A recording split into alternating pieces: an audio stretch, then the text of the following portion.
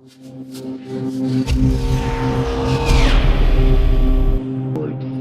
they were using them across the board. Basically, he was pulling money out of those wallets to shove them into essentially what are like, like the riskier trades where they were, on margin accounts and stuff like that, instead of just keeping them in the spot wallets. Basically, he was mixing spot wallets with leverage wallets, essentially. Mingled everything. Yeah, and he wasn't supposed to, and he finally admitted that he did. He didn't. I don't think he intended to admit it, but he kind of admitted it almost by accident. But he did admit it, and it was great to hear it. And it's like, all right, well, I mean, nailed your own coffin there, bro. And then meanwhile, his girlfriend was spotted in New York, a couple blocks away from the FBI office. So obviously, she's talking to the feds and probably flipping and probably showing them that in fact he knew everything, So of course, the co-mingler in chief. Yeah, man. He was mingling with workers. He was mingling with funds. He was mingling around everything. Yeah. Apparently, he was also creating. What I read somewhere else, he was creating like swaps or something with the FTT token. So they were even more exposed, even more than like he was with that FTT token. So there was kind of like, I don't know, like, I want to say swaps or something that was done that he gave him even more leverage. Well, he was using FTT to collateralize loans. Yeah. Right. I mean, it's FTT is just another, altcoin that he just created out of nothing. I mean, just like anybody can create an altcoin out of nothing, no big deal. But he was just using FTT to collateralize, basically loans, and but it wasn't backed by it. Yeah, but even that position wasn't even correct, meaning that it was highly inflated because apparently he may or may not have had a lot of FTT on the books, and that it was just creating. Yeah, you know what I mean. Like, well, I mean, like if I make a token today and I say, all right, there's 10 billion of these tokens, and I buy one of them for $1, the market cap of that token is now $10 billion, right? Because that's what is market cap? It's the last price of the share bought or the last price of the token bought multiplied by the number of assets there are. So, I mean, you want to be a paper billionaire? Just create yourself a Well, we are. Can we do that with the Wolf token? Yeah, we could do that for anything. I mean, that's how these inflated. I mean, how are these tokens inflated from day one to billions of dollars? They literally create tokens with hundreds of millions or billions of tokens. And then they just, buy a couple of them for $1 or $2 or 20 cents or whatever, number they want to realistically or unrealistically put on the books. And then they just stick them on everybody else's exchanges, all the other, ERC20 type of exchanges that allow you to swap easily. And then you got everybody and their mother buying them for 10, 20 cents or $1 or whatever they're charging initially. And then suddenly that coin goes from zero to multiple billions in the same day. And everyone's like, well, people are, buying billions of dollars of these tokens. It's like, no, they're not actually buying billions of dollars of these tokens. That's just the last price somebody paid for one of these things. And, if you're the first in and you can easily buy a couple of them for a couple bucks, suddenly, and you're the creator of the token, suddenly your market cap is worth billions of dollars. And suddenly there's an excitement and a buzz about your token, and then you get all this press attention and everything else, and that helps drive more real money into the liquidity pool that then creates, some kind of a basis to say, all right, there's money on the token, but how much money is there actually all depends on the order books, and all depends on who's actually buying and who's actually selling, and what are they actually holding in reserve, and what are they actually holding on segregated wallets for just spot holds versus leveraged margin, wallets where there's a lot more risk because people are basically taking out loans. And the exchange has to manage those loans properly so that they don't get into a situation like FTX did, where they got multiple billions of dollars in essentially margin loans that they never called, right? And so they could have covered maybe their liquidity issue if they had actually called in their loans, but they didn't because they kept thinking we can keep running this Ponzi, or maybe they didn't think of it as a Ponzi. They just thought we can keep this game going, whatever they thought of it as. It was effectively a Ponzi in that sense, in the sense of they were just making people deposit more money onto their FTT token, which had, no more value and no less value than any other altcoin that just says, yeah, we're worth whatever. But again, it doesn't speak badly of crypto and all these, big talking heads who frankly should know better, or at least they should be getting better information from their staff that should be able to research this. It just shows you how uneducated people are, no matter how big their titles are, no matter how big their audiences are. They just have no clue. You know, the talking head type of people, the big shows and all that stuff. Very few of them actually know what the heck they're talking about. And most of the ones that do are usually the medium to small size audiences, you know, shows with audiences that have that actually have more of a technical understanding. You know, so it's just. I actually heard a good point today that everything that's happened, I mean, technically everything that should be on the blockchain. So at the end of the day, they're going to use blockchain to solve this thing. And essentially, blockchain, it may be kind of in the dirt right now, but it's not really a blockchain issue. It's an issue of a Ponzi scheme. Correct. So I heard it equated to Enron, right? When Enron went down and went to zero, it didn't affect how people trade energy stocks. Right. Correct. So, I know an energy trader who was trading Enron, and he just switched over to another. He made a fortune in the days of Enron, and even more after they collapsed because he was trading other stuff. Absolutely. Yeah. You know, for sure. But besides, the other thing is, well, it's not really a Ponzi. Until the point that he pulled off the cash and started using it to do real estate investments and buy properties and stuff, not with FTT, but with actual money he pulled out, with dollars or whatever, right? So at that point, once it leaves the blockchain, it's a different issue. But then there's also these other ridiculous claims where you hear, oh, this is the biggest Ponzi scheme of all time. It's not even close. It's not a Ponzi. It's not even a Ponzi, though. Is it? It's not even a Ponzi. It's just fraud and fucking theft. It's fraud, exactly. $13.5 billion. Okay, but it was reported as 65, and then it turned out to be 13. So this was reported as 34. No. It's probably closer to like 5 to 10. Okay. Yeah. So and forget that. I'm sorry, but the housing bubble market, that was a huge Ponzi scheme in 2008. All the over collateralized loans on houses and mortgages that were repackaged as whatever they're called, CBOs or whatever they're called. Like that was, we're talking $900 billion. That was. 900 billion. Dude, you didn't even have to show proof of income to get a fucking mortgage. And they're going after this guy. Oh, crypto, this is the biggest scam ever, and it's a crypto scam. Why are they doing that? To spread FUD about crypto so they can regulate it. Yep. Obviously. Yeah. And, you know, if they can try to regulate it. And there's nothing, they can't regulate crypto. That's the problem. Before it shoots up the roof, you know. They're just going to try to over-regulate the exchanges. I mean, you can't regulate crypto. Yeah, they just want a piece of the action, man. That's like all they want. Scam the government runs. And, like, the dollar is the biggest scam of all, but, like, the housing bubble, $900 billion Ponzi scheme. Nobody paid a price for that. I think one guy went to serve some time, like a few years. It's not even, I mean, it's a joke. Yeah. So when they go after this guy, he did horrible things, and he should pay the price.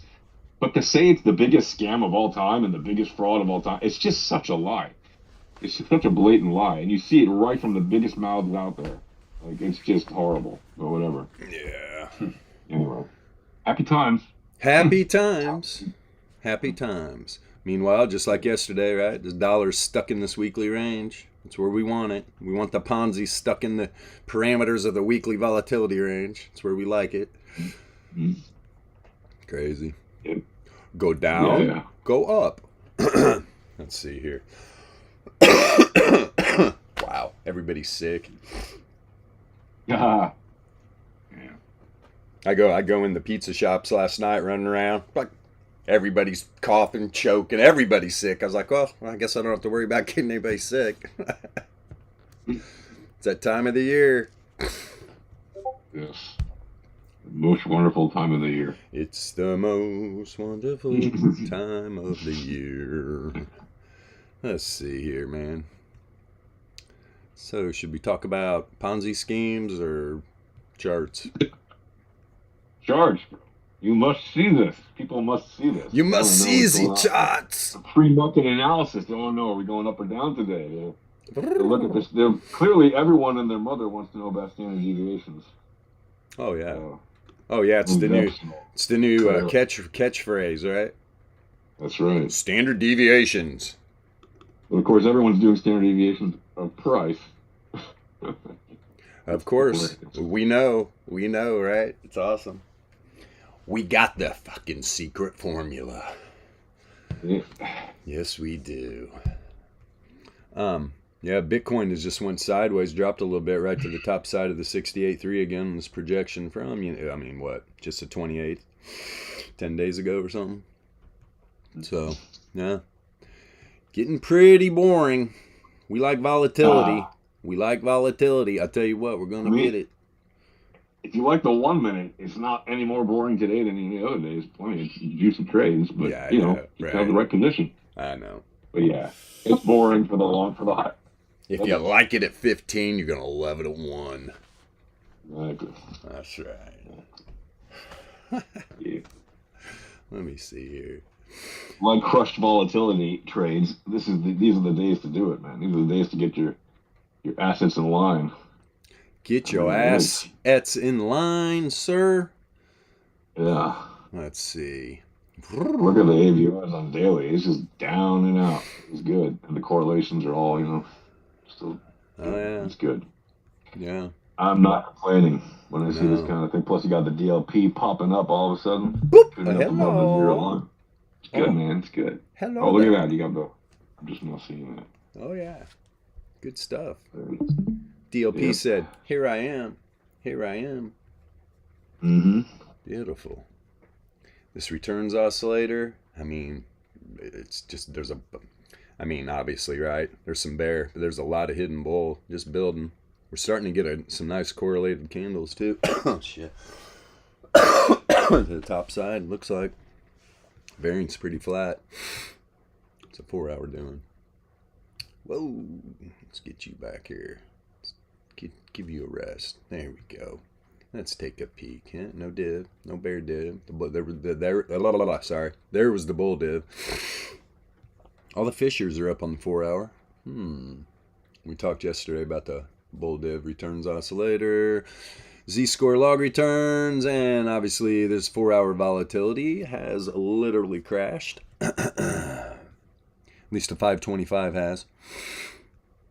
Gonna want to see. I'm ready for some trend, Mr. Entropy. Yeah. Ready for some trend. Yes, I am. Although right now I'm only trading options, so it's all good. Chilling. It's pretty damn relaxing when you're trading options. Chilling in the distribution. Do what? You're chilling in the distribution. Chilling. Just hanging out. Hanging out. Especially these defined risks. I'm liking a couple iron condors I'm in. They're looking really good. Yeah. Good stuff. Long trades. Yes. Options are made to sell. Silly little Robin Hooders and wee bowlers and shit. Stop buying premium. It's okay though. You helped me enter my iron condor, so somebody's got to be buying it, right? Yep. Someone's got to be the opposite side. Somebody's always Wall Street SD gens. Yes. Everyone trying to get in on the next short squeeze. Like, yeah, bro. Like, there's a reason those things are called outliers. Yeah. Because they don't happen all that often. No, they do not. Trading will happen more. Yeah. Find more success. Especially in Ooh, I hear the chug. Traditional. Choo-choo. Oh yeah, that's me. Nice. Nice. Yeah. It's the old. I live 100 yards from the tracks. It's the old 915. Yeah, the 915, the 945, the 950. Right. Oh yeah, I used to live by. I mean, I was literally, I think 200 yards from the tracks. I used to live 100 feet from when I lived out in California. That was the worst. Oh, dude, it rumbles your whole house. Yeah, but the trains went by real slow. It was in Anaheim, right by where they all used to have the old orange groves. Now they're like So wood just- mills. Yeah. Just creeped on by. Yeah. Nice. Let's see here. Volatility is expanding on the 90-minute. Positively correlated. I did see SPY kicking up a notch. Yeah, pre-market's back up 395. Where? Back up above the center of the monthly. We got lucky that. Wait a minute. Yeah, barely. It's actually above yesterday's 68.3. Yeah, it's above the center of the monthly. Right back up, right in yesterday's daily range. It's pretty interesting because that being said, all right, we're nuking right through the new daily, so it's been tested already. Faux show. Let me see here. Speaking of that, let me check something real quick, man. I was trying to throw on this fucking other condor here. Let me jump on this real quick. What is that? 213, fucking 87. Goddamn options, man. These things, this will melt you down real quick in the morning without coffee. 25. One day too, I'd like to pull this up, talk about options one day. Let's see. Maybe somebody can tell me what to do. Good shit, man. Good shit. You know what I need to do? I need to look at SPY. Let's check out SPY. Yes. Let's checky SPY. Let us see the SPY. Spies among us. There are spies. Boy, oh boy, oh boy.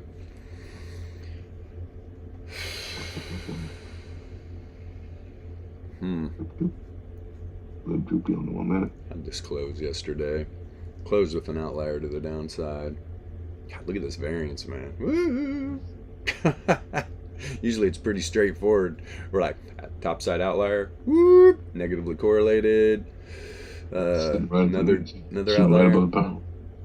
And not setting up any hidden bull right here, but this returns oscillator turning up.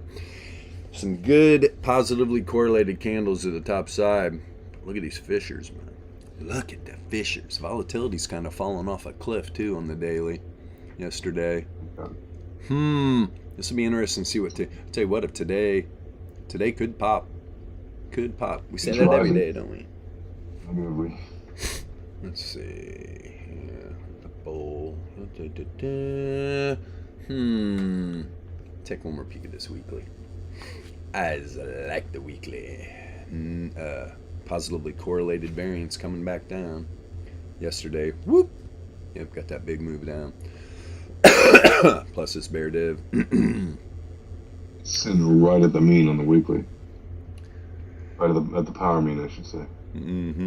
Oh yeah. On the 30. Oh yeah, for sure. In Bitcoin, we know what's going on here. The Scissor King, old Scissor King. Yeah, old Scissor Okay, King. let's turn. Boom. Let me see here, man. Yeah, we looked at this yesterday. SPY came down, whoop, right on that 33 power mean. Yeah. Today, man, I'm telling you what. Let me pull. Where are you at, baby? Where are you, my little friend? There you are. Let's see here. Yeah, expected. Always, right? We know at Alpha Trading.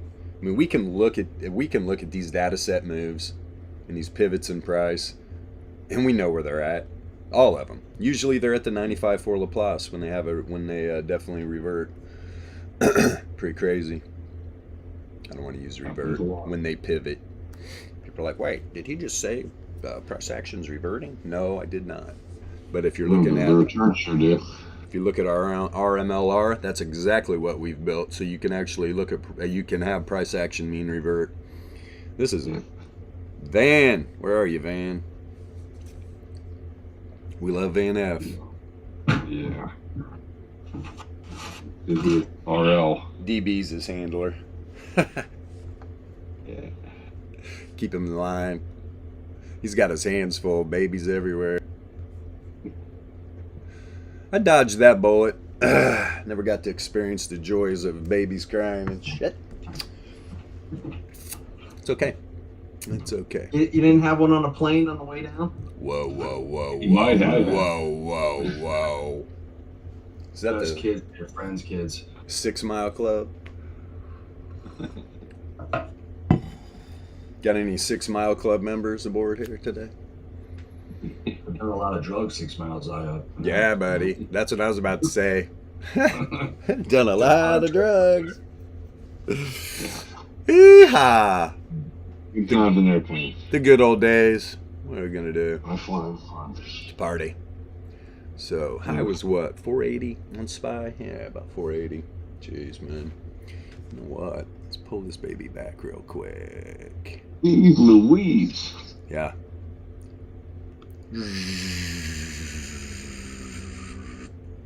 Drag and drop function initiated. Bam. Literally got back up above that 95 for Laplace.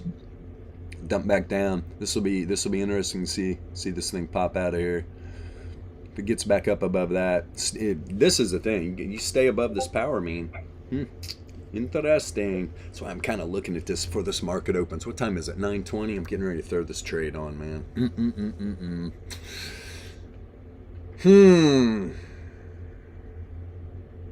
It's amazing too, because I'm where's that trade? Yeah, I'm way out of money.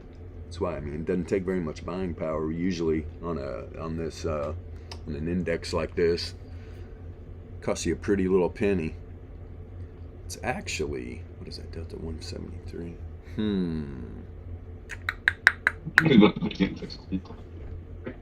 Do what? I think we lost him. Yeah, it happens sometimes. So what have you been doing with the Tasty Trade platform, P-Funk, anything? Not a damn thing with it. Yeah, just they're sending me like email after email to get active, and I haven't done anything with it yet. I'm too busy doing this eval with Apex. Right. You know what I mean? So I got that eval, so all I'm trading is NASDAQ minis right now. And that's been unusual, to say the least. I'm grinding out every day. I've got 4 of my 7 days. They lowered it from 10 days to 7 days for the qualifications. So I'm positive so far on 4 days, and I haven't done the other 3 yet. I might do it this morning. Right. I see. Yeah, I'm signing for 2 accounts. I have 2 accounts. I'm only doing 1 right now. I'm gonna do a 10-point spread. Let me see here. Whoa, boy! What I'm saying is the beauty of these big indexes, you don't actually have to trade them if you don't have the capital, but you can use them as great monitors because they're really useful. Yeah, absolutely. I mean, I'm only playing. I'm only allowed to play up to 10 contracts in the minis, and the NASDAQ minis, and then I got to look into the micros. I don't know really what the difference between the micros and the minis are. I have to figure that out. Even though mine's aside from hours of the day, but it says, like, with the chart that I watch, it says micro E mini. So I don't. Yeah. I don't get what I'm missing. They're like 2 different contracts. And it's like repetitive. It's like, is it micro mini and is it mini micro? Yeah, exactly. What are we so talking you have about? your regular NASDAQ and ES, then you have your MES and MNQ, which is the minis, and then I think there's another one lower down. But I think that trades on a completely separate exchange, and it's real thin. I thought it had to do something with the size of the contracts that you can do. Say that one more time. I thought it had to do with the size of the contracts that you can do. Well, it's per tick. So, like if you trade the ES, it's $500 a point. If you trade the MES, it's $5 a point. Yeah. Right. And and maybe I'm missing something where there's one that's $50. I don't know, dude. So I'm just trading the MNQ one. That's what I look like. You got the micro E mini, which I think is MES one.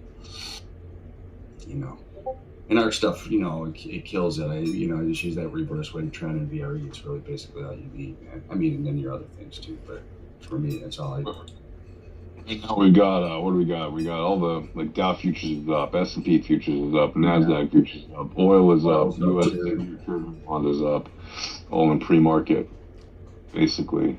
VIX is up, S&P down, NASDAQ down, Russell 2000 down.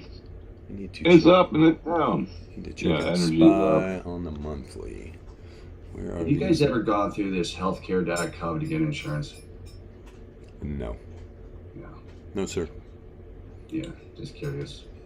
I don't have healthcare. I mean, I do through this healthcare.gov, but it's amazing because on the books I look very poor. Well, yeah. I guess I am pretty poor, but I'm not really poor. Mine's covered out here. When they first introduced that whole thing, as an expat, we had to sign up for something, but then they told us that we didn't have to by the deadline, so they changed their mind on it like a couple months before the deadline. So in the end, expats didn't have to sign up for it, but if I move back, then I would have to, obviously. But I think for now, I'm covered here. I think it comes out of your taxes is how it works. Yeah, definitely. Yeah, so this whole year I had it, so I was paying $100 a month. I think I had and it was taking $400 a month out of my future taxes, which I'm not gonna have. I don't think. Yeah, they're the basic, like the family type healthcare plan that I have is pretty standard for where I live. But if I were to translate it to the U.S., they call it like a Cadillac plan, which is a lot of money, and we're talking like a couple grand or whatever a month or something crazy. Wow, yeah. It's a lot, and it's just like, but that's basic stuff, and they're just like, yeah, no, not here, it's not. I'm like, okay, well, there's another advantage of living here, I guess, or something, because here it's like, very, very little by comparison. It's less than $100 a month or something.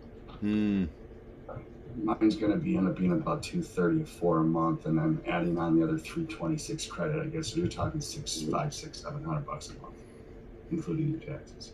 Which is also, it's a lot. It's a lot. Yeah, it's crazy, man. It's one part of I wish we lived in Canada. Even though it's from it.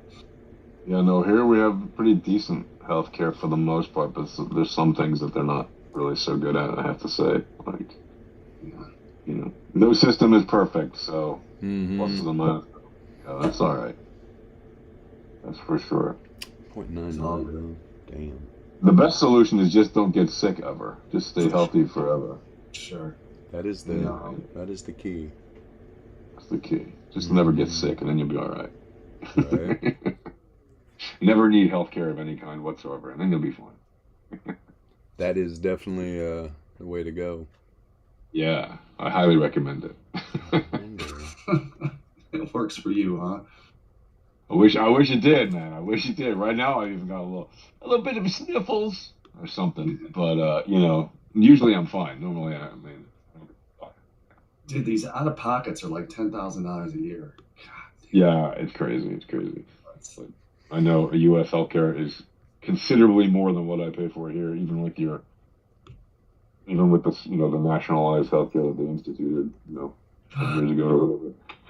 I would like more taxes for nationalized healthcare. I would have no problem with that. Well, on the other hand, okay, but then again, the average person here, for the same amount of work, the same exact kind of work, earns 25% of what you earn. Oh. So, right. Yeah. Okay. And they pay exorbitantly high taxes, like, between a quarter and a half of their salary typically goes to taxes. So, yeah, you got free healthcare. In a perfect world, you got free healthcare and you got free education, but most people are scrounging month to month just to get by. No, I got it. What's that volatility? Fucking SPY look up on these 5 times. It sounds great, but unfortunately, when the government gets involved in running anything, it's going to be increasing costs and never-ending, regulation and promises that never come around. Exactly. You're right on that. Absolutely. What MJ said. Fucking What MJ said. What MJ said. Yeah, he's a smart guy. I met him. Yeah. Right. Seen a picture of him. Talked to him. Yeah. Dude, did you see that chick that got killed a couple hotels down from you? Were you involved in that or what? What? I will not confirm or deny these charges. What? So we got killed down in Miami when you guys were down there? Some chick and I guess her boyfriend. I guess he took off to Sarasota, left her there dead, and they just found her a couple days later. And, yeah. What the? Was she involved with it? Was she a conference goer also? No. She had nothing to do with it. Where? Over by the Julia, where I was at. Yeah, somewhere down there in South Beach. Where'd you stay when you were there, Matt? Stayed at the Fontainebleau, the historic Fontainebleau. Nice, very nice. You're up there with the Rat Pack, man. That's right. Yeah, bro, it's good to be the king. Yeah. It's good to be the king. You're making way too much money, Matt. That's what I told him. Way too much money. I'm spending way too much money. I don't know what you're talking about, man. Yeah, don't ask Bilbo. I don't know what you're talking about. I fucking don't have a dime in my bank account. I'll buy some bubble goose. I have a hell of a vacation. I have a JPEG addiction. That's right. It's crazy. Hey! Ring the bell, baby! Ding, ding, ding. got music to our ears. Smash it right down. That's my alarm clock. Donnie said Donnie's pumping her bags this morning, so it's all gonna be good. DB, pump the bags, baby. Pump the bags. Pump it sideways, man. Pump it sideways. Pump. All right, so, yep, SPY nuked right through its daily. Just like yesterday, man, it's dollar, too. The dollar is up in this weekly range, huh? Just look at the wicks right to the bottom of the weekly. Nothing to see here, folks.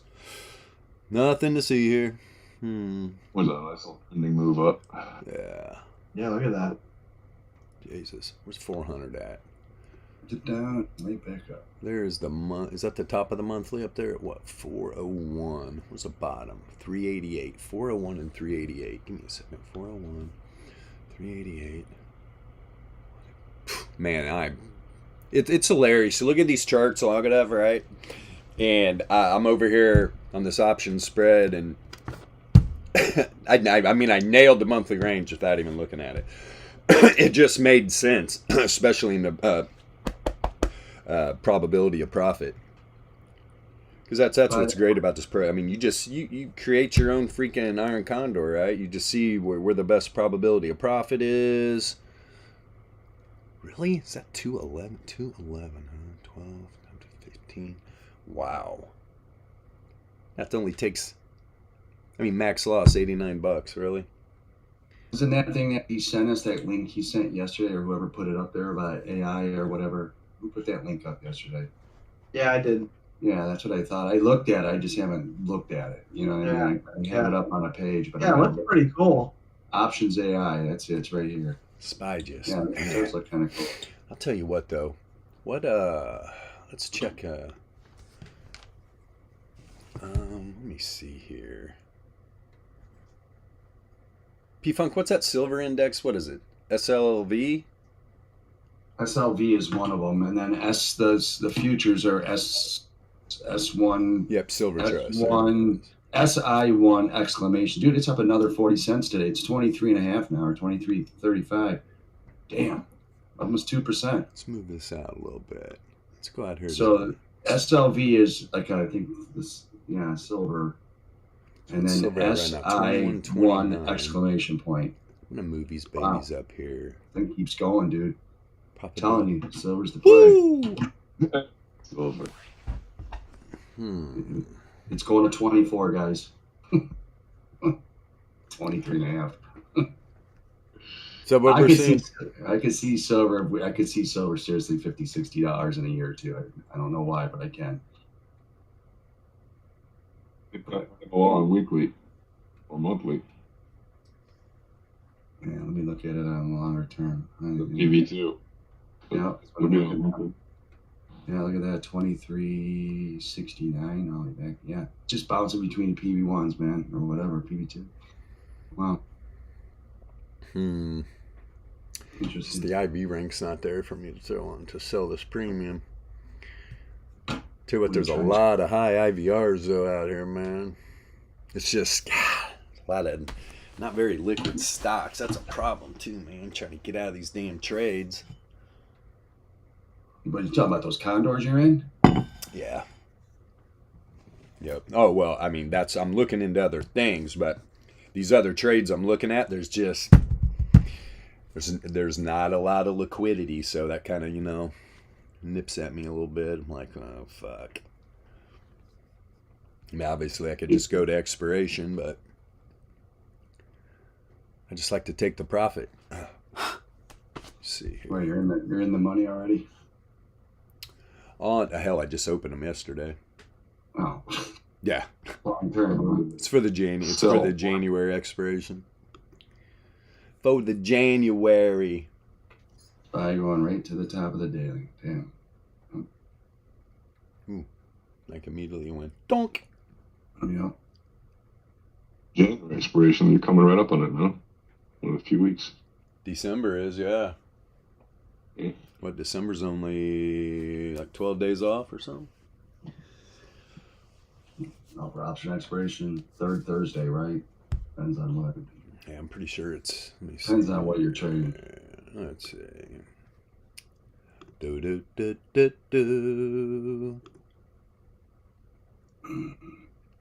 25.31. Shit. Let's see here. RG. What is that? Let me check something right quick. What the hell is that? The Donnybrook's gonna release another update on the PB2 and a couple other indicators. Yeah. Heard a rumor. Yeah, that's NRG Energy. NRG Energy. Look at this. Yeah, monthly volatility is way up. I bet weekly is too. Yeah, this is where you want to fucking. The IVR is like a 75 right now. Is that a weekly? Yeah, that's a weekly. Energy. Woo! Let's see here. NRG, huh? Interesting. Very interesting. Oh, if you're listening for the first time, let me just say again, we are holding a seasonal sale or an annual sale on our indicators. So come in and learn how to use our free tools. You still got a few weeks to do that before our sale ends. So you can, if you're digging into learning volatility trading, you still have time to learn it with our free tools and then decide if you even want to, take it to your next level and then take advantage of our sale happening. Anyway, jump into our Discord. You can see all the details. Deal of the century. Yes. There is a century of deals floating my way. 30 and 25. 35, 40. What is this? How do we do that? 30. Come on here. If you're one of the very few people that watches our live streams, hope you're getting a kick into this. We do these for you and for the people in our Discord. Yes. Ask us questions. If you're in the Discord, well, those of you who are in the Discord, you already know. But anybody else who's watching us on YouTube, jump into the Discord. You can ask us questions right here. Ask us to look at any chart, or even ask us on the live stream. We'll see if we can bridge the question from the live stream to the Discord. Take a look at whatever you want to see. All right, that's enough of this. Get back in the. All right. Let's check something really quick here. Bam. Okay. Yeah, dollars coming off the bottom of that weekly range. Spilling SPY right back down to its daily. Of course. Sent a wick right to it already. Yes, it did. Perfect one, might add. Oh, what the hell? Boom. There we go. Yep, 390. Yep. Went right to it. Center of that. Just roared right through it. 393.59. Yeah, that wick almost got down. Or no, went a little bit below it. Pulled back up to the top. So yeah, we already wicked right into the new daily. Smoking NASDAQ. And that minis, damn. That's gotta be a fat tail. Boom, boom, yeah. Russell's up a little. Let's see. Wow. What's oil doing? I see gas been going down. 287 down the street from me. Can't believe it. Wow. Yeah. Wow. Yeah, 73 bucks a barrel. Gas. Yeah, I paid like $3.30 yesterday or something. $3.30. Cheaper in Detroit. Shit. Might move to 8 Mile. What side though? What side? I hear y'all got cheap gas. I'm surprised too, Until these markets got us bored shitless. Unless you're trading in 1 minute. Yes. 1 minute's looking nice. 1 minute's looking nice. This is what they love too, man.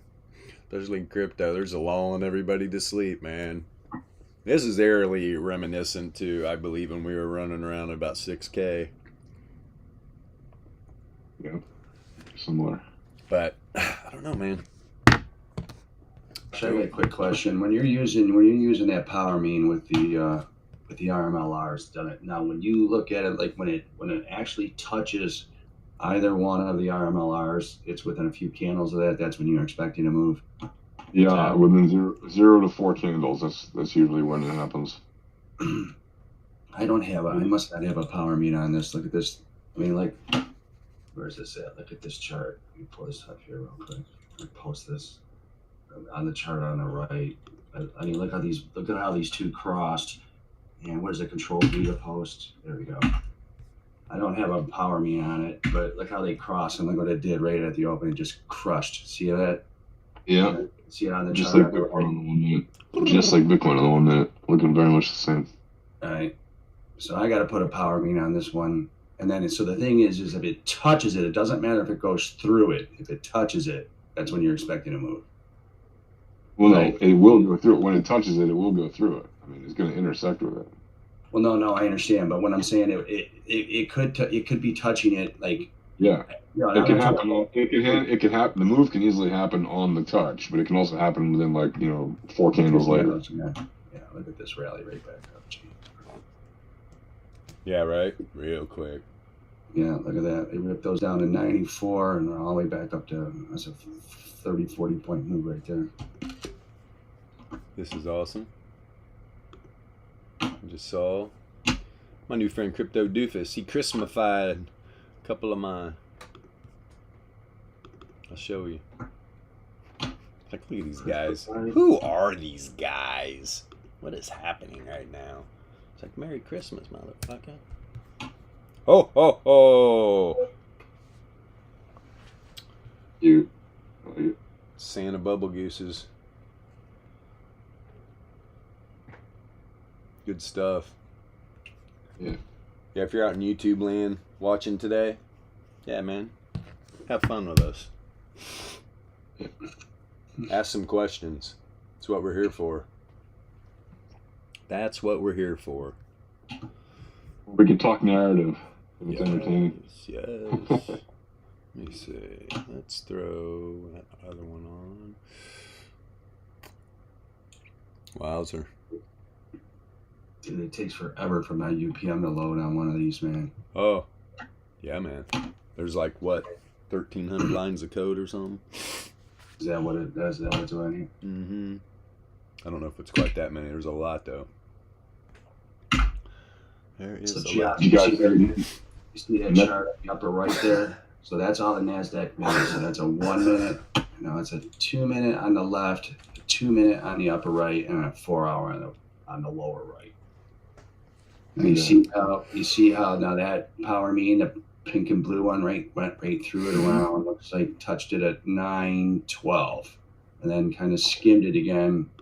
Yeah. 9:24, and then those dots is my reverse wave trend. Yeah. And just fell out of bed.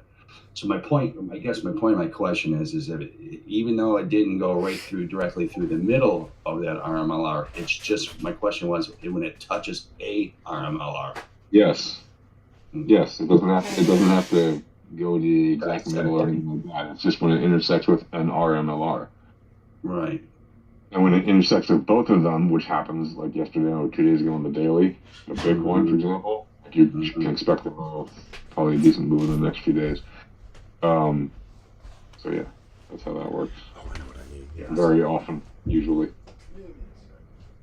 Nexo, by the way, is stopping to offer services to U.S. customers soon because not enough regulation is clear. Or there's no clear regulation in the U.S. and they keep getting dog wagging things happening. Dog wagging tail situation. Come here, Asa. Asa. Come here. What is next? Another exchange? Yeah. Get in, bud. Come on. Come on. Oh, I want. Yeah. Did you guys see that? Did you guys see that top 10? Oh, we were talking about that yesterday, right? The top 10 exchanges. Which ones are going down next? Almost like Who did they say was going down next? Crypto.com. Oh, crypto.com. Like there's odds on it, there's like betting odds. Who knows if it will or if it won't, but that's, Of people course. gambling on that.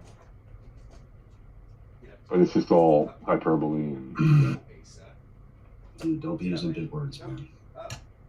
it's all guessing. All guessing. Fancy words. It's all guessing. I mean, I can use the word refrigerator 5 syllables too, man. I got There it. you go. I think it's 4. Yeah, it's 5. Yeah, Yeah, it's 5. you're right. It's 5. Yeah, no, it's 5. It's 5. How many 5 syllable words do you think you can use right now? That's probably the only one I know.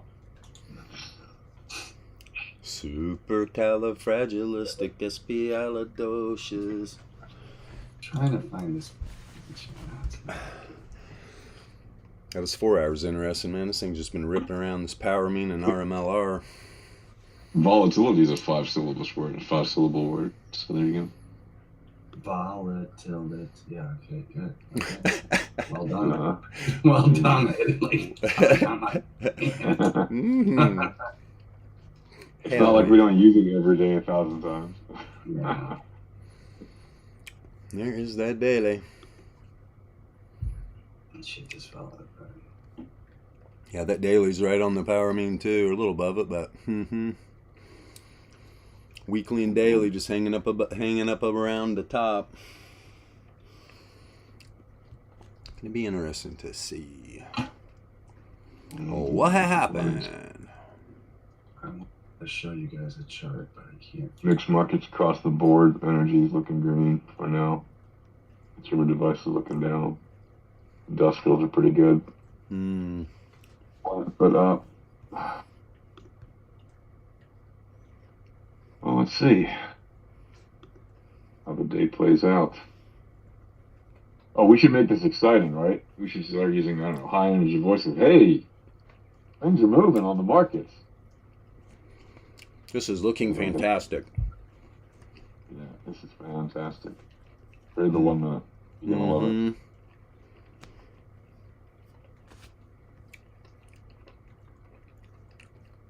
MJ found a really cool website, Options AI.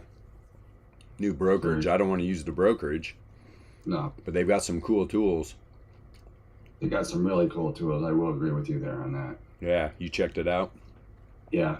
Yeah, if there's expected news. I looked at it yesterday, yeah. Got a cool scanner. It almost gives that cone. Yeah, man. Yeah. This is what I wanted to show you guys. Hang on. See these 2 charts I just posted up? Yeah. Chart on the left is Heiken. How do you say that? Heiken. Heiken-Oshi. Yeah. Okay. Heiken-Oshi. The chart on the right is regular candlesticks. Okay. Yeah. And you see how all that is VRE and Laplace on both. Well, maybe RWT. So that's basically it. But so I had this chart up all day yesterday, and it's amazing to me that, like you said yesterday, Yasha, it's price. This is just a price action with the VRE, or a price indicator. But it picks spots. It picks spots on the Heishan, even though that's the same contract, same time frame, completely different VREs. Oh yeah. Yeah, it's measuring the candles differently. The Heiken-Oshi's candles are calculated. Exactly. That's why you're getting those different reads. It's measuring the candles differently. Okay. Yeah. Yeah. It's not what's Heiken-Oshi, Yasha? Isn't it like it's high? It's almost like an HL2 or something. Gosh, I can't remember what it is. Yeah. Yeah. Okay. I mean, so it's still a price-based trend candle indicator. So the concept of it is to find, get the idea of average close, average high. Yeah. I can't remember what the hell. So it's still will respect those VRE, which it seems to. So that's why I'm only reason I point this out. Yeah. Because of calculating them for those candles, but because it's a price-based indicator. Price-based. But I wouldn't use most of our indicators on those kind of things because they're all return-based. No, I just was put it up. I had it running right next to another one, and when things were making extremes, it seems like when these minis were making extremes, it would be one line on the candlesticks, say a daily VRE, and it might be a monthly on the. Yeah, right, because you got different levels on the Heiken-Oshi, obviously, than you do on normal candlesticks. What's he saying is the average, which is why it doesn't line up directly with the current price of the S. Okay. Wee. Very nice. Yeah. Yeah. I know. I used to use Heiken-Oshi when I did Voodoo TA stuff. Voodoo. Well, I'm not looking at it from a Voodoo TA perspective. Oh, I know. Yeah. I get it. I mean, Just looking for a different way to see the information. I get it. I mean, you look at it. I mean, you could almost do the same thing on that chart on the left that I posted there. I mean, look, it respected the daily middle CVR, right? Once it broke right through, and once it goes down to that green line, which I think is a weekly S1 or S2, right? But it's crazy how it's respecting it on that like, again, I guess yours tell me right. It's a price-based indicator, so Yeah. okay. Well, I appreciate it. I just thought I'd throw it out there. I'm not telling anybody to use it. No, it's just, hey man, like I said, if you find statistically valid insights from it, by all means share them, you know? All right, Well, here it is. So the Heikin-Ashi formula is they take the close equals a quarter of the open plus the high plus the low plus the close. Oh, The yeah. Average price of the current bar. Then they take the half open of the previous bar plus the close of the previous bar. Which is the midpoint of the previous bar. Then they take the high equals the max high, open and close, and they take the low, the min, low, open and close. Average all that shit together. That is Japanese math. It's a different way to calculate price, that's all. Yeah, And that's it's one way. and That's it's one way to find a trend Yeah. based on price. Or you could the just- problem with finding a trend based on price is that that's not how trends actually work. Yeah. Right. Yes, say that one sir. more time, Yasha. I said the problem with using price-based price-based things like Heikin-Ashi to find a trend is that isn't actually how trends work. Right? Trends are based on entropy. Trends and random walks are calculated by entropy, not by price-based candles. So Heikin-Ashi makes trend type candles on price-based information, which is where people will typically get wrecked when they use those candles without the other kind of information that you're looking at there. Like, okay, if you've got the VRE on there, great. Now you've got some decent levels that are actually based on useful math. Exactly. But like, for people who aren't using that, Heikin-Ashi can be very misleading. Okay, I see what you mean on that. Yeah, and then there's a moon cycle involved, huh, Jeff? Oh yeah, definitely. Also, Renko. It is a full moon here. Like Renko, I found like when I was trading that, on the old style, I was using like on Ichimoku. I was using with Renko because and frankly, it's Lemons who even showed me like some smart ways to do that. But again, like, does not compare to what we're doing at all, in my opinion. Not even close. So it's just I'd rather trade normal candles with VEPS. And just No. I'm with you, man. I tried putting a Renko on one of them. That was fucking weird. I didn't understand that. Yeah, Renko's got a weird. It really skews our VRE lines up. It does, like, it really does in Laplace. Yeah. I would not recommend it. I definitely not recommend it. Yeah. It's not based on returns. Whee! Just like There's always yesterday. point and figure. Right? Let's see what the hell this looks like. Got the You can volatility always throw darts at the board. That's true. You could always throw darts at the board. Yeah, we man. used to flip coins on the desk. Trust me. We flipped coins before. Oh, I mean, dude, let's be real, right? Yeah, I mean, come on, man. Let's I've done be it many fucking times. real. Yeah. Oh, Alright. shit. Yeah, you're Sometimes. sitting there with your buddy's at the desk and someone's making a bet. That's pretty much what we do, man. It's, depending. Well, I mean, everything was order driven. You know what I mean? So all you're doing is reacting. When you're making markets, all you're doing is reacting to the order. Unless you're back in the range.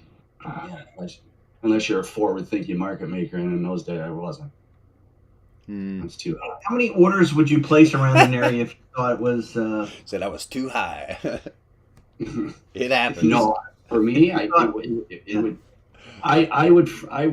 I used to get an order, like, let's say, because I specialize in stuff below $1, so penny stocks, everything's trading into pennies. So let's say I get a nickel bid for, I don't know, $500,000. I'd probably be sitting there at 053, 052, and 051, getting on 400,000 myself, using the 5 as a stop out. And then I put an offer out at 056, 057, or even 6 cents. You're basically front running.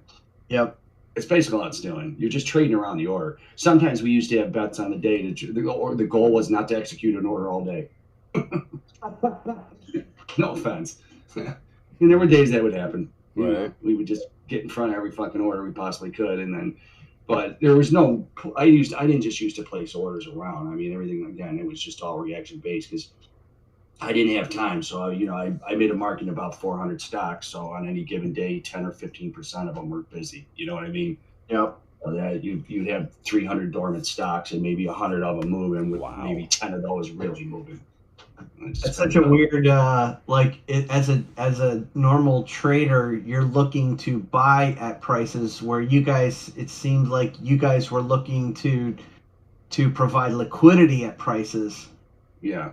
But unless you're a firm that has a lot of liquidity, like Knight Securities or now at Virtue and Apex and all these other big market makers, unless you have a ton of order flow, you're still at the mercy of an order.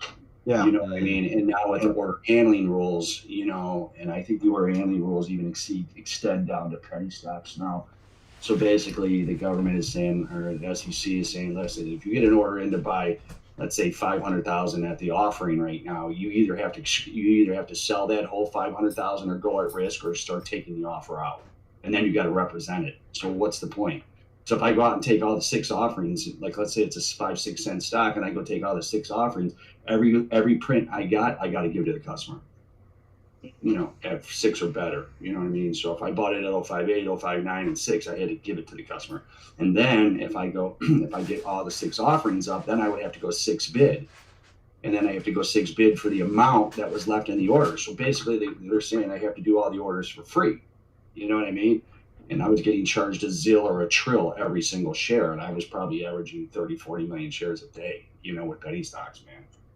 You know? Wow. So you were just getting eaten up in fees. That's why you could sit here on, you know, TD Ameritrade or E-Trade or Webull, and you could just trade free all freaking day long. Wow, look at these minis all the way back, man. Crazy. Yeah, you're almost better off trading as a retail customer trading now, you know, with as far as charges go. You know. Wow. That's wild. Yeah, it's crazy, man. You know, Wow. Cheap things. ADAs are up 0.32% today, like 31 cents. SPY just bounced off the weekly 1SD. What's Solana at? Solana's at $15.5. It's up 0.37% also on the day. Wow, SPY really picked up. Went right to, look at that, went right to the middle of the daily CBR and right back up. ETH is up 1%. Woohoo! Yeah, here we go. Go ETH. Oh, ETH, huh? ETH up 1.13%. Good night. Like trying to test me a little bit. Band up almost 8%. Band's like 7.88% up on the day. It's like at $2 and change, $2.09. Good old band. What the? What? Oh, nice. Let's see here. He's that girl from Russia, huh? Girls from Yeah. Russia. They're pissed here in Michigan because they got that professor from here that's been there for 3 years. I don't think he came home with her. And apparently they traded her for some like real bad dude. Yeah. the Merchant of Death or something like that. The Merchant of Death. Yeah. Wow. That's a great Biden trade. Yeah, he's a great trader. Yeah. Fucking goof ass.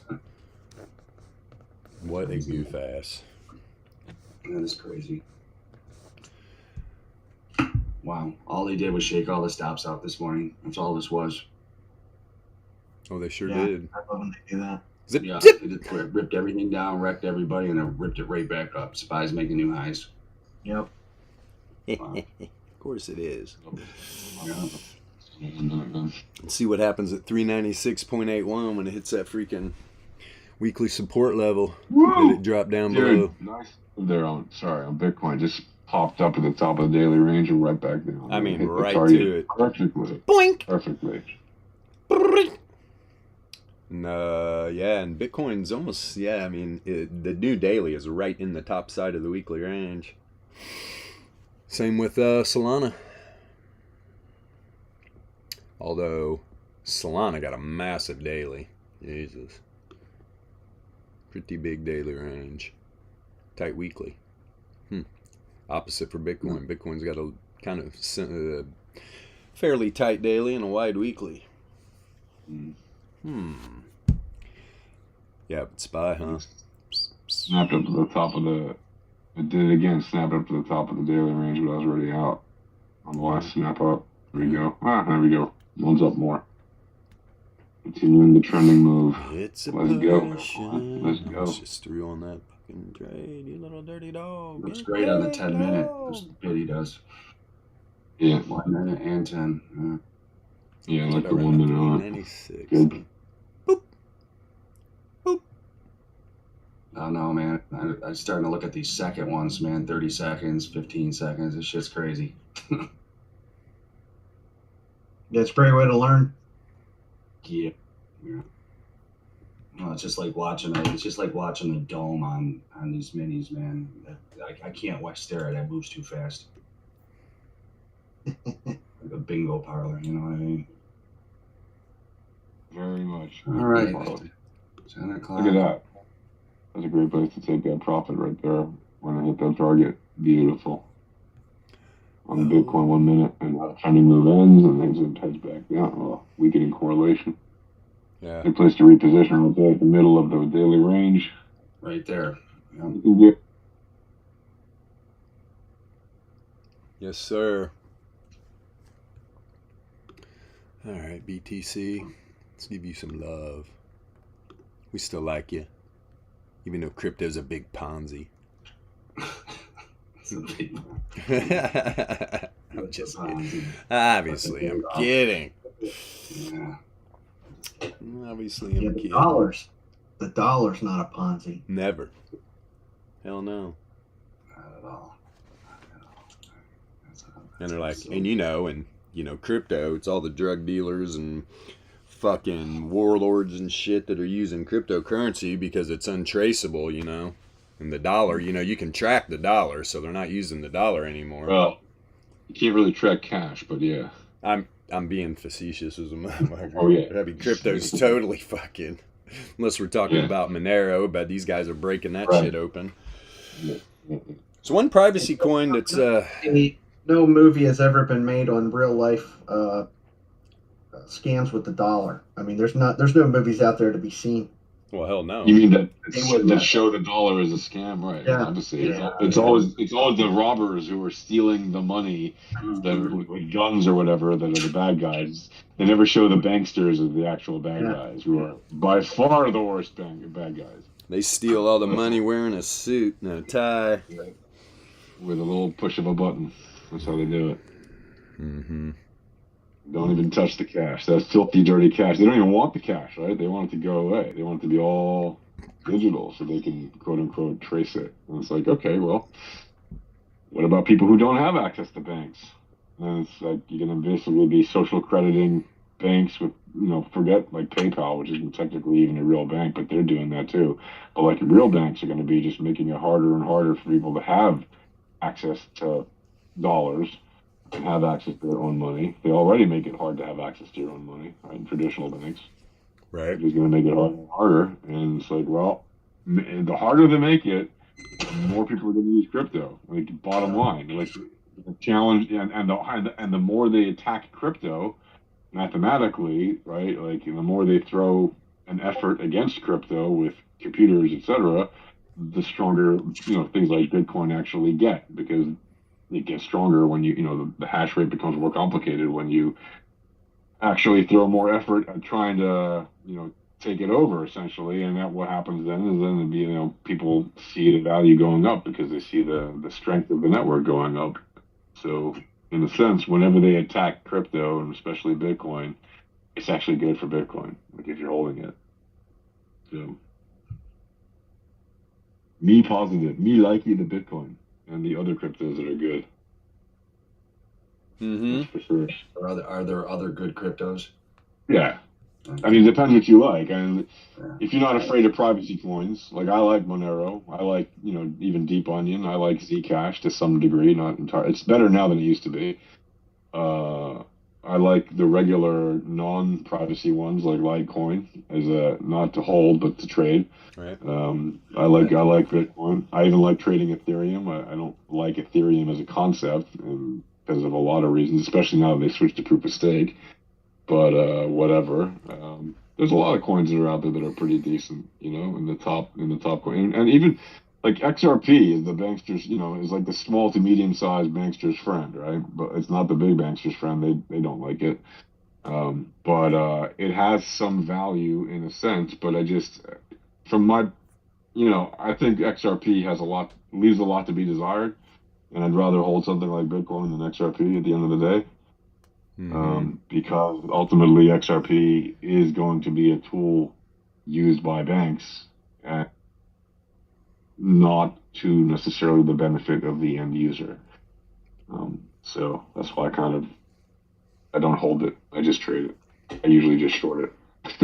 XRP, right? Short that shit. Yeah. Short it into the dirt. What? Said short it into the dirt. Yeah, no, definitely. It's fun to short XRP and then just get out, you know, and wait for the next pop to short. Yeah, I'm letting this debacle. Doge, I mean, look, Doge is a fork of Dash, which is a fork of Bitcoin. So, you know, essentially, it's a kind of a, you know, it's a SHA-256 token as well. But, like, you know, there's limitless Doge, right? It's not like Bitcoin. There's 21 million fixed Bitcoin by consensus. Doge is just like they keep printing more and more and more and more of them, you know, till the cows come home. And it's like, well, at some point, if you don't do something about that, I mean, I understand it's all about perception and whatever, but to think that Doge is going to go to $1 and sustain itself above that price, you know, when you keep pumping more Doge into the circulation, yeah, it's a little bit. It is a meme coin after all. Like, it's not supposed to be a real coin. It's not supposed to be one of the top 10 coins. The fact that it is just because some rich guy who didn't really understand crypto was sold on the idea that this is a funny thing and you can make memes about it and you can pump it and you can manipulate it. Okay, whatever. So, like, yay. So Doge had a nice little run, and meme coins had a nice little run. But I think the solid projects are going to be around for a long time, and I think it's kind of obvious what they are. You know, certainly Bitcoin is the gorilla or the king or whatever you want to call it, the king of crypto.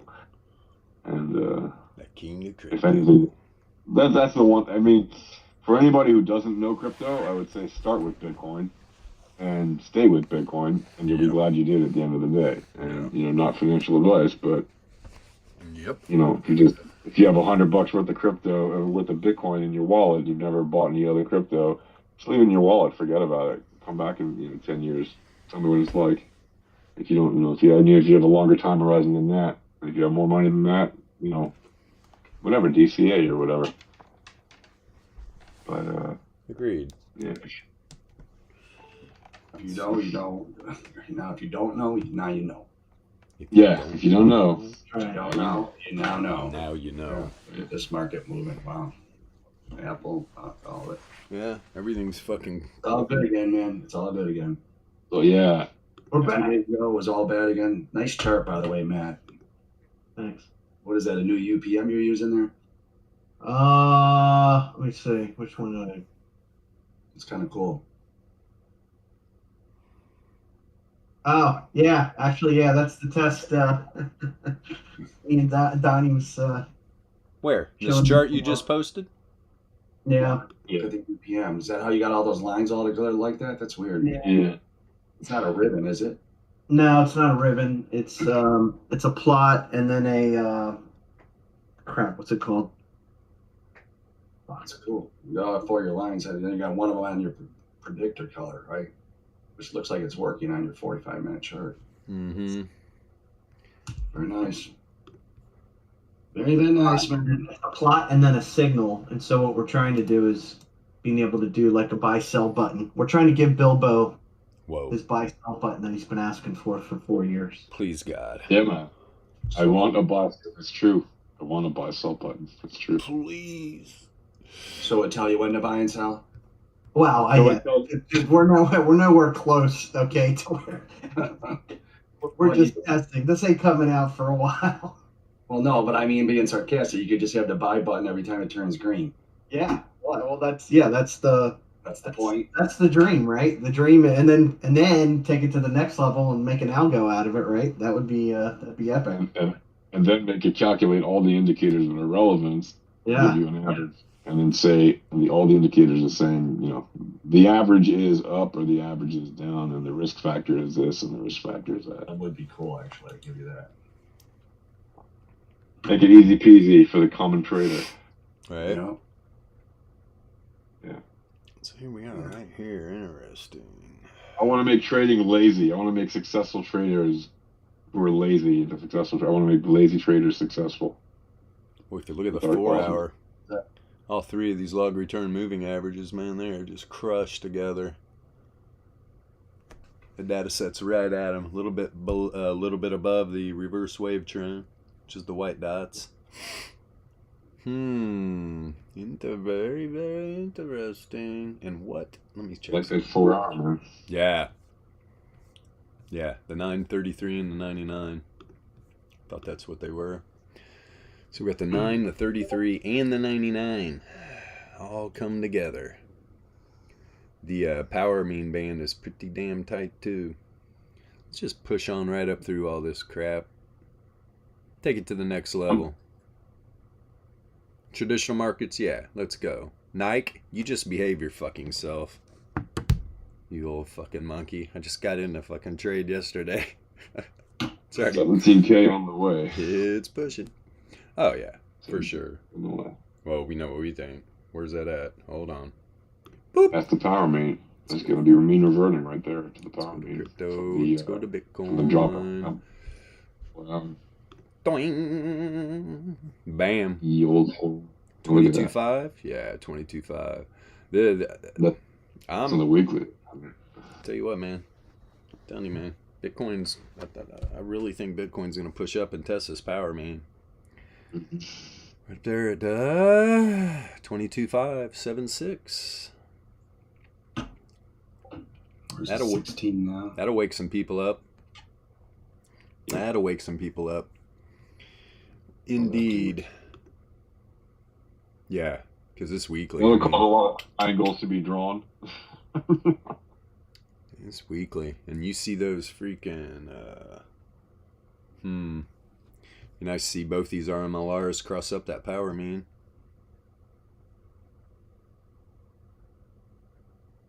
Yeah.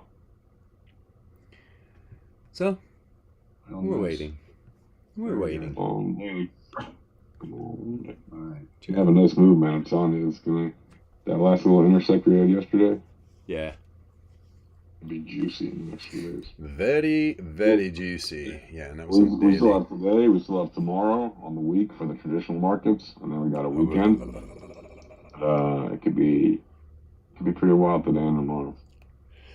And, yeah, this daily. Yeah, this daily. Jesus, I mean, literally right, just getting ready to pop up above, trying to pop up above that power mean, man. It's at the 16,978. It's just been bumping its head last 1, 2, 3, 4 days. But yeah, is that the lower length? Is that the 11? No, that's the 30 taking a dive. Oof, man, this is so close. Yeah, if this 11 length crosses up that power mean, which it's looking like it's gonna to close, this thing could definitely push. So what are the weeklies? Let's see. What are these levels? What are the levels, my friends? What's that 1SD at? About 18? Yeah, 18,249. And then 95 for Laplace. Yeah, 19,736. Take a hell of a move to hit it this week. That's for damn sure. Outlier City. Outlier City. We trace this whole freaking candle over here. Damn near. Legs up in the next couple of days by Sunday or Monday morning. This could be a nice next week. We should be able to see. What else is nice daily and weekly. Anything sticking out? Nothing really. 10.26. Jesus, man. Is it really 10:15 already? What the fuck? It is. Well, we managed to mumble fuck all the way through the stream, didn't we? This is what happens. Always packed full of nuggets. Always packed full of nuggets. We can talk about the cost of goods being impacted by inflation. Yeah. Lead it off. How much you're paying for eggs and milk and bread? Too much. Are you better off today than you were 3 years ago, 2.5 years ago? I always like to randomly throw out numbers that aren't 4 years ago. No, 3.5 years ago, 2 years ago. Right. But I mean, seriously, like, if you look at the overall picture on the markets, what are we seeing? Broader picture, where you look at the weekly on different assets or the monthly or whatever. I mean, it's looking bleak in some sense, but there's a different time lag, right, on what happens on the actual market and what happens on the street. Mm-hmm. And markets themselves, frankly, aren't all that ugly. I mean, yes, they're down a lot from the last year. Don't get me wrong. It's not like I think, everything's rosy. But, like, a lot of things are down. A lot of things are very down. But that's where the opportunities are for new traders or old traders to get in on some juicy assets at low prices. So, from my point of view, I mean, I love low prices on things. I don't, all-time highs are just great for selling. When I hear people say, "Oh, it's an all-time high, you should be buying now," it's like, no, probably not. You should probably look at the VEPS and see if your volatility and your entropy are telling you whether or not you're gonna, and the projection bosses are gonna tell you whether or not you should be selling or buying now. And usually, when you're getting up to all-time highs and crushing it, and you get beyond the usual parabolic runs, it's usually a good place to sell. And when you get down to the bottom of the parabola and break through those are usually pretty good places to buy. And recently, on a bunch of different assets, whether they're crypto or traditional assets, we've been breaking to the downside of a whole bunch of 99.7 parabolas. We've been breaking to the downside on Bitcoin, on obviously FTT, and a whole bunch of other Ethereum and God knows what else. Whatever you're trading, it's been down in the dumps on crypto, but also tech stocks and consumer devices and everything else have been falling through the floor. So It's like, well, if you're looking at the returns and you're seeing that the returns, big picture, have been dumping hard for the past year and a half, depending on what sector and what asset, usually recessions don't typically last more than a year and a half on average in the U.S. So we're kind of at that point on the market where it's been a year and a half down in the dumps. Does that mean that the economic sector for the average person, it means we're out of a recession soon? No, it doesn't. We can have another 6 months to a year, maybe more, of an actual recession for the people, quote unquote, that are not involved in the markets. But the actual markets themselves will start to move up before everybody else feels it. That's just how that goes, right? The street is a lagging indicator of what's happening on the market, obviously, because you got the liquidity injection into the market, and then everything gets flowed out through the production of goods and the sale of goods and all that. So from my point of view, this is a very juicy, delicious place to be in the market for bigger picture, and that's why you're seeing a constant drum of misinformation of people saying, "Oh, this is a time to be fearful." Basically, they're saying they're spreading a lot of FUD because they want to scare away little retail investors. They want to keep them out of the markets while prices are actually cheap, and they don't want them getting in on the best deals. They want to sell to them when prices are already higher, obviously, and that's why low time frame traders like us, we don't care what the price is, and we look at the day-to-day and the intraday and stuff like that and trade these low time frames because that's where the action is anyway, but also because that's where the changes start to happen, and you can see it. Like, if you look at even just the daily, on any of these assets that have been going through the floor over the past, days and weeks and months, it's quite obvious. We may not be at the absolute bottoms, but we have hit some pretty cheap prices on a lot of assets. Of assets, right? And if you're trading, I mean, I don't know. I view this as a golden opportunity. I really do. I don't understand why people who are trading are not trading a lot more right now. I mean, I do understand it's psychology and it's foolishness and all that stuff, But if people were smarter, just a little tiny bit smarter, and they would actually like Google, how do I trade volatility? How do I trade probabilities? What is entropy? You know, how do I trade statistics? And you would come across something like our stream, or maybe you find some other way to, you know, trade volatility. Good luck. But like, you will see that typically, if you look at markets where returns have been compared to the highs when they dip down to the lows, when they dip 3/4 or more of their value, you know, there's not that much left between 25% and zero compared to 100% and zero, right? Like, okay, it could go down still a lot, and you shouldn't put all your eggs in one basket, and you shouldn't put all your, you know, your trading capital on the line on one asset, and you shouldn't over leverage and all that stuff. But these are definitely, when times are cheap, when prices are cheap, there is big opportunity. Very, you know, most typically, and these are definitely cheap times compared to a lot of times during bull runs when everything seems to be going up, and somehow still retail traders end up getting wrecked when things are going up, because why? They over leverage, and then you know, you have a spike going down just to take all their liquidity, and they lose all their money, and they're like, but I thought it was a bull market. Yeah, it was a bull market. That doesn't mean you're not going to have volatility in the bull market. So it's you know, not knowing how to trade volatility, entropy, probability, and statistics in this day and age when these tools are available, and when there's videos of it on YouTube, it's because people A, don't know, B, are being misled, or C, both of the above, and also they're not digging that hard to find out better ways to trade. They're just, you know, they're just trying to be comfortable in some way that some person that they look up to tells them is the way to do it. And it's not the way to do it, or else they'd be in more profit. And why they don't understand that, kind of mind blowing. Like, you know, how much are people willing to lose? They're really degenerate gamblers. They should go to a casino. Yeah. So, you know, agreed. anyway. Go have fun. Talked about that yesterday. Yeah. If you want to lose money, Hey. go get some free drinks. Yeah. Crying out loud. Like, I mean, man, just look at these juicy daily charts. Just that. I mean, I don't even trade daily time frames. It's crazy long. But like, come on. You can't be looking at these daily charts over the course of the past year and telling me, yeah, these are expensive prices. I mean, things are down 70, 80, 90%. Right. How is that, you know?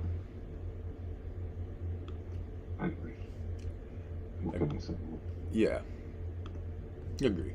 I wish people well with their folly. Holy shit, this thing moving quick. What the fuck? What is that at? 214. Damn. That's up there. Gonna back this shit off a little bit. There we go. Boom. Didn't like that. Sorry. Talking to myself. It happens. It's good. But yeah, I mean, wow, man. And if you follow the crypto cycle, right, with altcoins and Bitcoin and all that stuff, like, you know, the ETH and BTC relationship, and then all the altcoins that follow ETH and everything else, you always want to know what's going to move first, what's going to move last. So just take a look at the ETH chart and take a look at the Bitcoin chart, for example. Take a look at BTC dominance. You know, you can see, oh, okay, it's a quote unquote bear market, but usually that's good for Bitcoin dominance, and this time it's not. Well, there's a reason for that. There's all kinds of reasons for that, but one of them is when you got 10,000 different coins on the market, you know, and they all have a tiny piece of the liquidity, obviously it's going to chip away at the overall Bitcoin dominance, but that doesn't have anything to do with the value of a project like Bitcoin. You know, and it's again, that's a misinformation chart if anything, but it's you know, it's one that a lot of people look at, especially in traditional TA, because they think somehow that the dominance of Bitcoin versus Ethereum, you know, is going to somehow mean that the value of that coin is going to shoot to the moon or whatever. It has nothing to do with that. Absolutely nothing. You know, it just shows you that there is massive interest in the market when there is more liquidity going into all the coins overall. But you got to be careful not to get suckered into bad projects that basically have poor liquidity in relation to the big ones, because a lot of them can be fly-by-night operations, or even if they're not, they can just vaporize overnight with, if some whale comes in and decides to manipulate it down to zero. And that happens a lot. And that's why, from my point of view, I don't care about Bitcoin dominance charts, to be honest. I care about the strength of the network, and the value of the asset to do things, first of all, other than actually trading, like buying and selling of actual goods. People say, oh, you can't buy anything with Bitcoin. That's completely not true. I've been buying and selling things with Bitcoin pretty much since the first year it was ever out. So, when I hear that, I laugh. I'm like, another person who doesn't understand this asset. And when I look at, traditional stocks, and people say to me, oh, these stocks are great. I'm like, okay, because the company produces goods or services? Yes. Okay, great. So what can I do with that good or service other than the one thing they offer? And don't tell me Apple because they make devices. What can I do with, I don't know, Uber stock? I'm not going to own a taxi. I'm not going to own a share of a taxi. Uber is the biggest taxi company in the world. They don't own a single one. Right. I mean, okay, they buy some and loan some out to their cabinet, but technically they don't really own any taxis. They don't really a fleet. Airbnb, they don't actually own any real estate. Biggest hotel chain in the world, or biggest, overnight staying company in the world. So you're going to buy Airbnb stock for what? To own a share of what? Of a company that doesn't actually own any real estate, but they're in the hotel service business.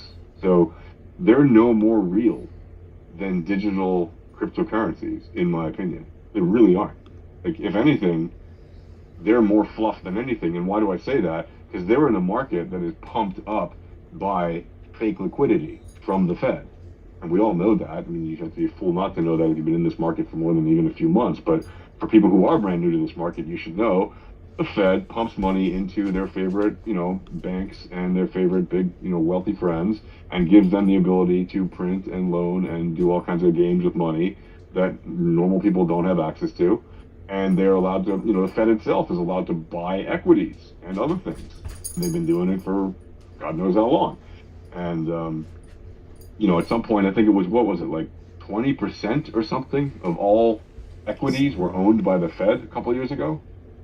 Right. I mean, when you've got the Fed owning, even if it was 10%, 10% or 20% of the market is owned by the Fed, that's not a free capitalist market. It's just not. It's theater. It's a circus. And anyone, so the thing is to exploit that inefficiency, and not, it's not about a conspiracy or anything like that. It's just a fact. Like, the central banks that print the money, that give it to the other banks and their friends, they're propping up a market, which whether that market is worth what they say it is or not is moot. You can take advantage of that situation by going after the companies that have been propping up. And now they've had a hard time propping it up because obviously they ran out of the ability to play with interest rates, which is why you had all these wild dips in the last year, because they weren't able to keep propping it up in 2022 like they did in 2020 and 2021, right? So that's why I also say, like, okay, look at the market. When it comes crashing down hard, there needs to be a redistribution of liquidity, and as much as they don't want to do it, the ones that are holding on to huge stacks are going to be the main suppliers of that liquidity to the market. That they've been hoarding that liquidity that the Fed gave them for years, and they haven't done anything with it other than maybe invest and buy back and all that stuff. So they're going to have to redistribute that liquidity on the markets in order to enable things like actually seeing more buying of assets by retail investors. And that's a matter of time. And is that going to happen today, tomorrow, next week, or next month? Time will tell. But one thing's for sure is trading VEPS, you'll know when you have the occurrence of opportunity in front of you to make the trade and exploit those inefficiencies at every pip. Wow, MJ. What? Did you just see rank 106 go for 29 Sol? No. Look in the sales bot. Yasha, that's you all day, bro. Goldie Whale, got the Yamaka. Funny you keep saying the yarmulke one like it would be my, like, I don't wear one, man. I know, but No, you just represent all the Jews for us. yes, you are the representation of your country, my friend. Here, I'll show you. That'll until you move. You represent the gene. Hilarious. I mean, I happen to be, born Jewish, so I'm Jewish no matter where I am in the world. But yeah, he's confused. He just got back from Cancun and shit. He's recovering. He's got his poncho on. I like that. It's beautiful, man. It's a beautiful Mexican poncho. 29 soul. I'm ready to smack somebody. Son of a bitch, man. Who gets all these deals? It's always when I'm talking about freaking magical internet data sets. Man, I'm shilling balding presidents. You're talking to me about whales. Balding presidents, man. That's the way to go, bro. Right? The Balding presidents. Yeah. Dude, dead presidents have been the fiat way for hundreds of years, or whatever, almost 100 years. I'm telling you, man, balding presidents is the future of NFT money, man. Christ. There we go. Yeah. Tell you what, man, I'm looking. So what do we think about Tesla, boys? Going down. Oh, fuck you, man. Going down. Short. Hilarious.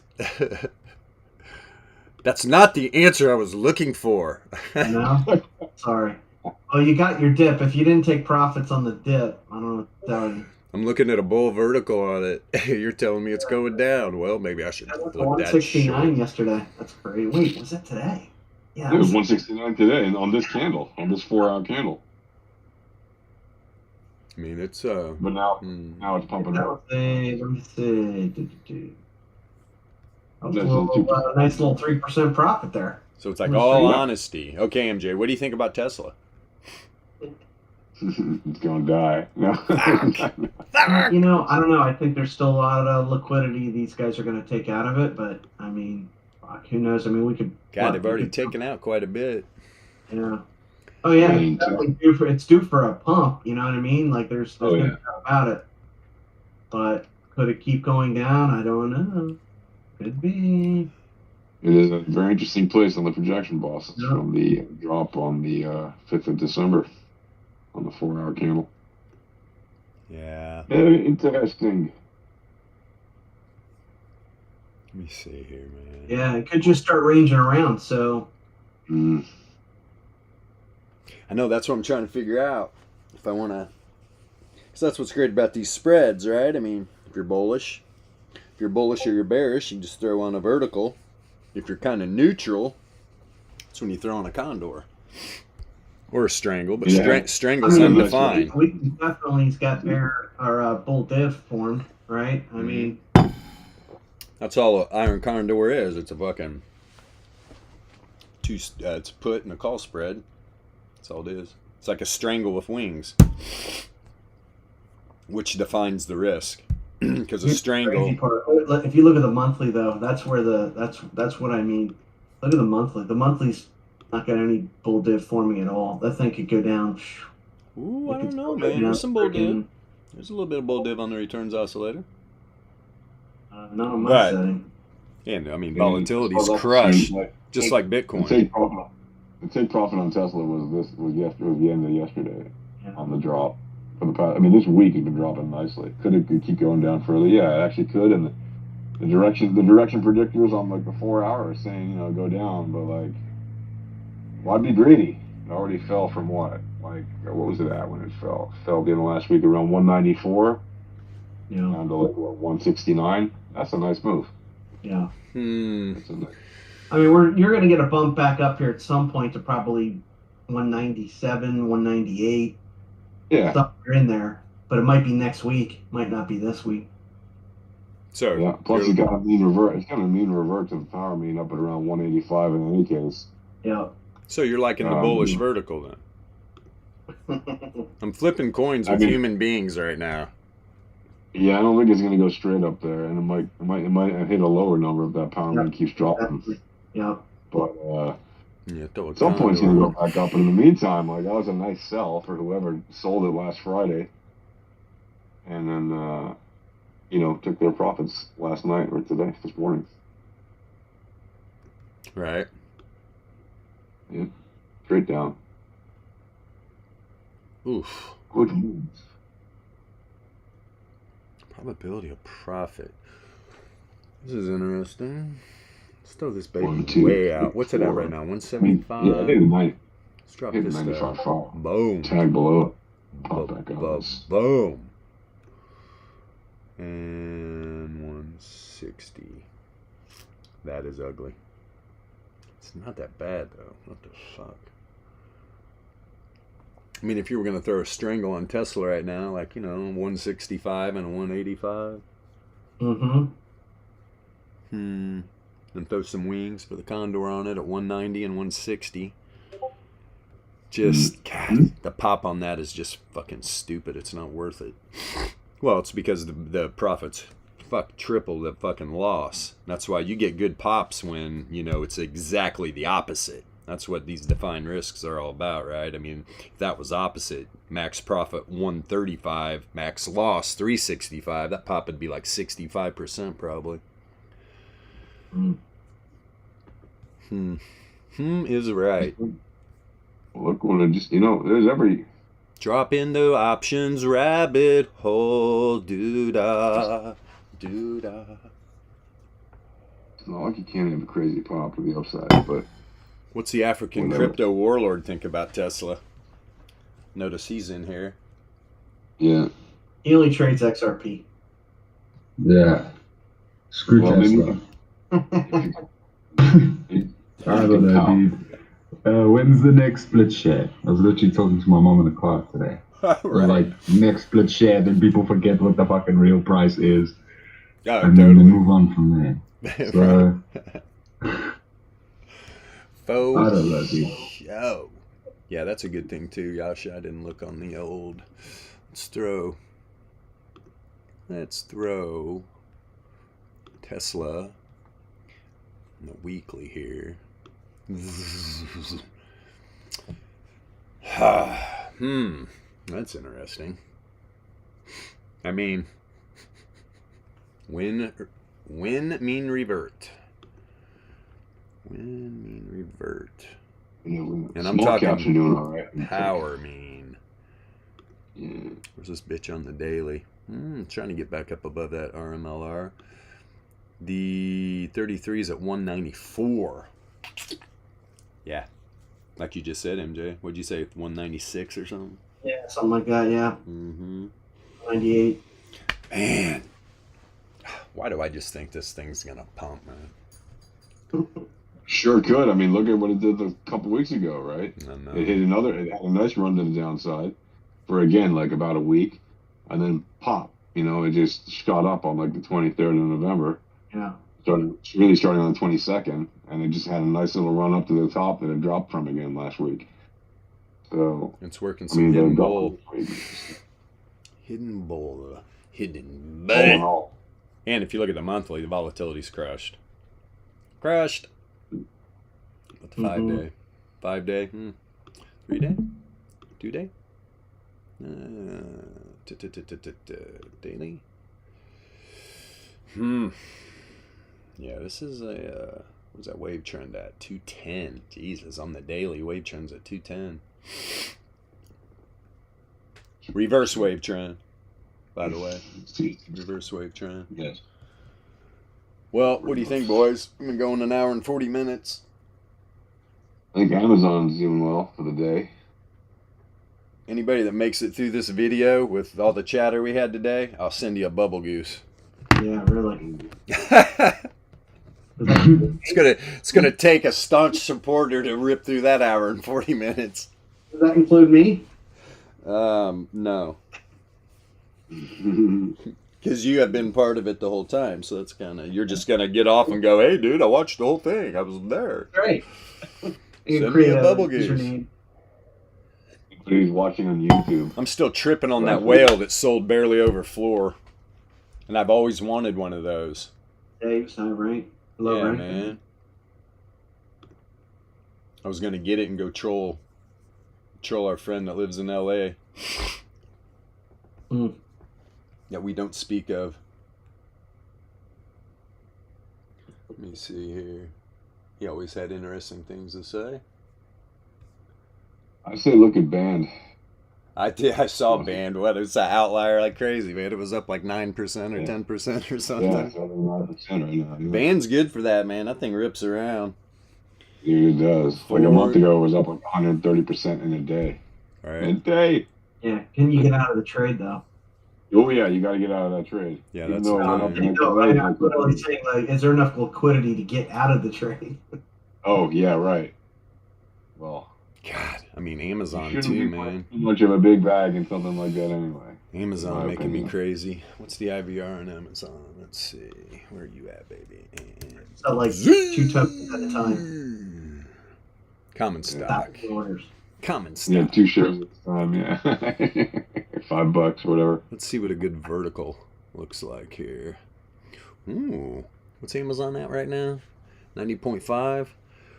What do they got that at? 90? They got the buying the call at 92.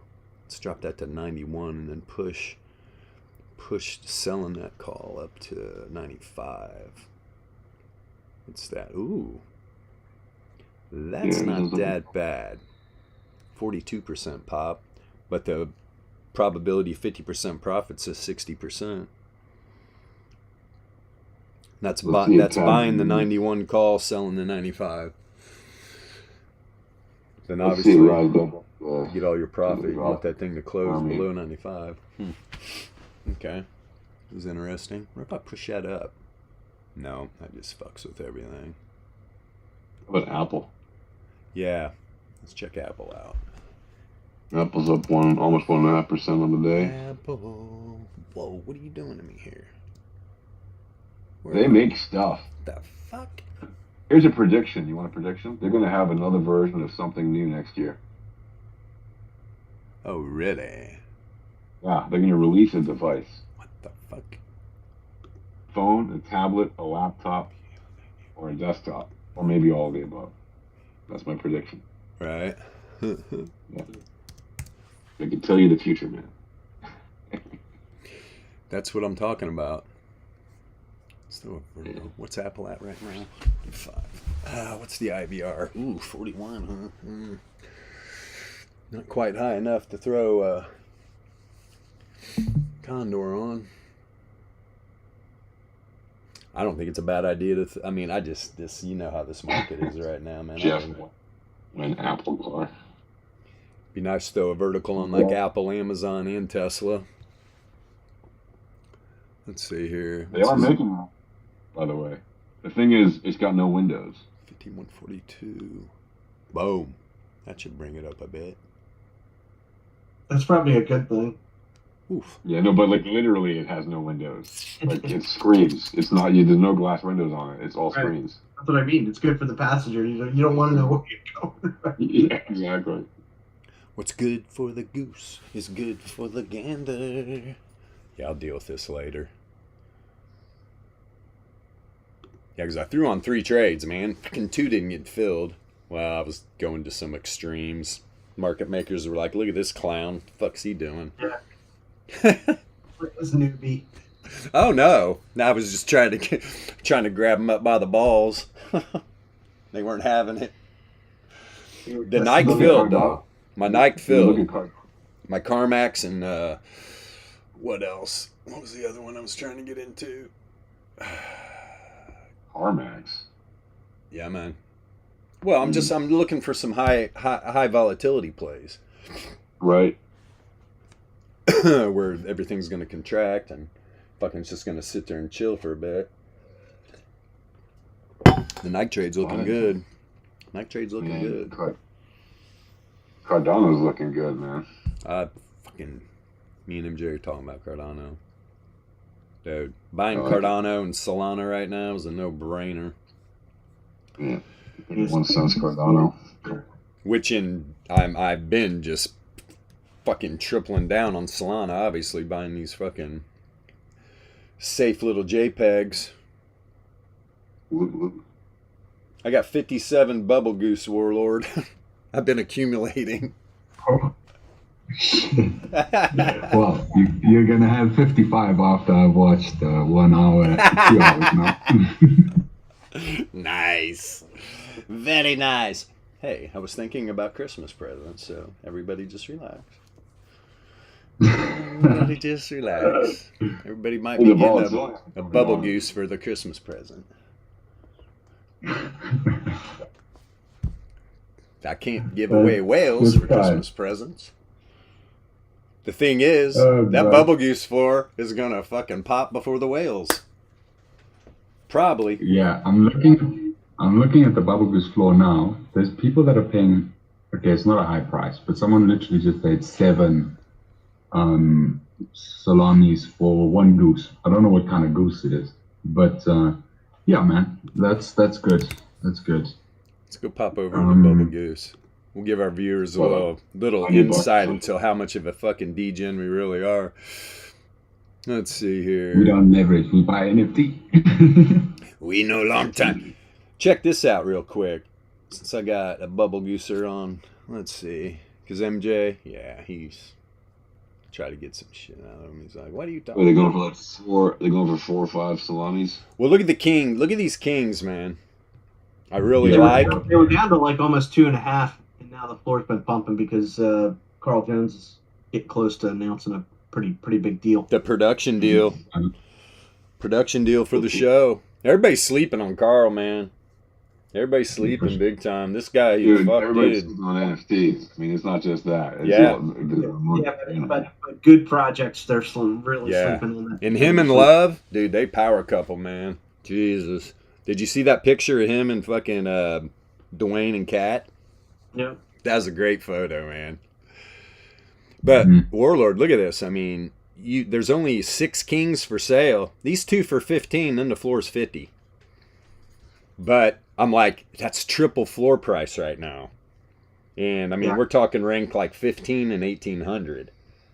But like I told MJ, I'm like, when Bubble Goose becomes the king, I think these things are going to give a good return, man. Bilbo, he's trying to get us to get him to do it. I almost bought them both last night, but I'm like, I've got offers in for 10 soul a piece. I mean, if I owned them, I'd probably already sold them. That's fair. 10 I'd pay. 15, I'd pay double floor. I don't You think got offers in on? Yeah, I got a 10 offer in on both of these two. And then I got where is that one at, man? Let's see here. Bubble Goose. For sale. Boom. Look at rank 20 for 42 soul.